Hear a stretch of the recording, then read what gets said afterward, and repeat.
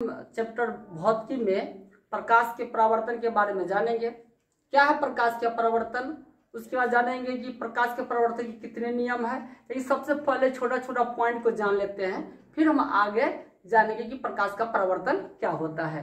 तो सबसे पहले हम जानते हैं कि प्रतिदीप्त क्या होती है। तो प्रतिदीप्त वह होता है जिसमें अपनी प्रकाश होती है, जैसे सूर्य है, बल्ब है, लालटेन है, दिया है, ये सब में अपनी प्रकाश होती है, किसी दूसरे के प्रकाश से चमकता नहीं है। लेकिन इसका सीधा एक और होता है उल्टा, अप्रतिदीप्त, जिसमें अपनी प्रकाश नहीं होती है। अप्रतिदीप्त वह होता है जिसमें अपनी प्रकाश नहीं होती है। जैसे में दिया गया है चंद्रमा है, दीवार है, पहाड़ है इत्यादि, इस सब में अपनी प्रकाश नहीं होती है।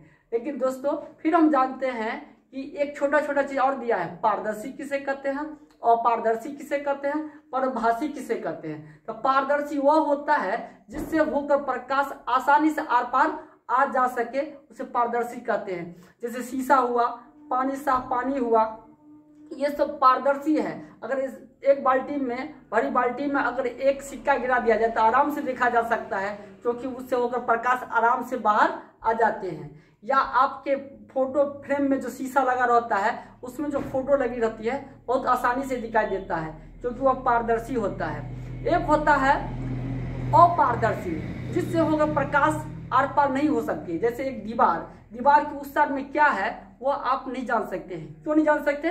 क्योंकि उससे होकर प्रकाश आर पार नहीं हो जा सकती है, इसलिए वह क्या हो गई, अपारदर्शी हो गई।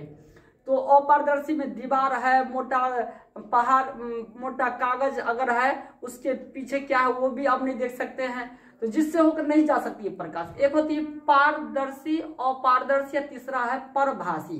परभासी के बारे में भी जानना बड़ा आसानी है और कुछ भी भारी नहीं है।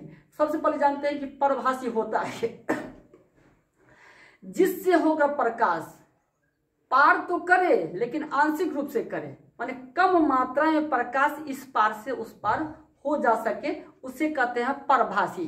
जैसे घिसा हुआ शीशा में आप घिस दीजिएगा शीशा, तो उसमें आपके अंदर जो उसके अंदर जो फोटो होता है वो ठीक से नहीं देख सकते हैं।